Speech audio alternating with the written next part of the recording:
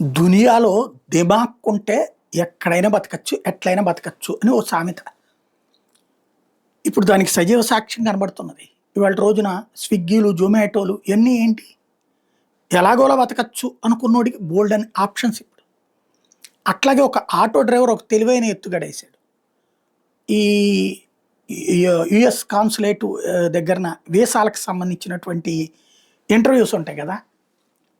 ఆ కాన్సులేట్ దగ్గరికి మనం వెళ్తాం.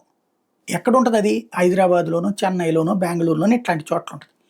మనం దానికి ఆ ఇంటర్వ్యూకి వెళ్ళినప్పుడు హోటల్‌లో దిగి, లేపోతే ఇంకో చోటకి వెళ్ళి ఖర్చు బోలెడంత అయిపోతుంది.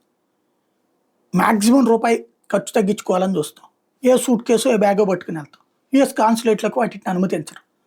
పోనీ అక్కడే అట్లాంటి ఒక సెంటర్ ఉందా అంటే లేదు. ఇతను అలా కాన్సులేట్‌కి వెళ్ళిన వాళ్ళని చూసినప్పుడు అది గుర్తించాడు. వాళ్ళెవరో ఇద్దరు ఇక్కడేమన్నా ఉందా ఇట్లాగా పెట్టుకోవడానికి మా సామాన్లు అంటే, లేదన్నారు ఆ చుట్టుపక్కల. మరి ఏం చేయాలి?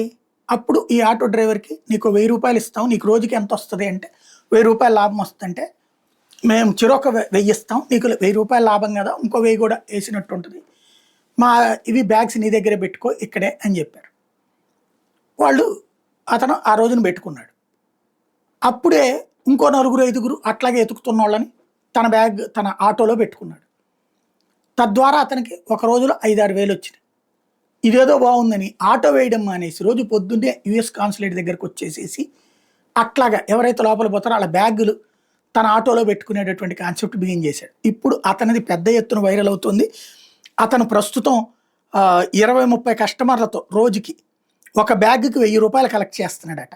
నెలకి 5-8 లక్షల రూపాయల డబ్బులు వస్తుందట. ఇది బాగా వైరల్ అవుతున్నటువంటి అంశం. ఇది చూస్తే రేపటి నుంచి ఆటో డ్రైవర్లు అందరూ అక్కడే ఉంటారేమో. ఈ పని చేద్దాం ఆటో తోలడం కంటే అని.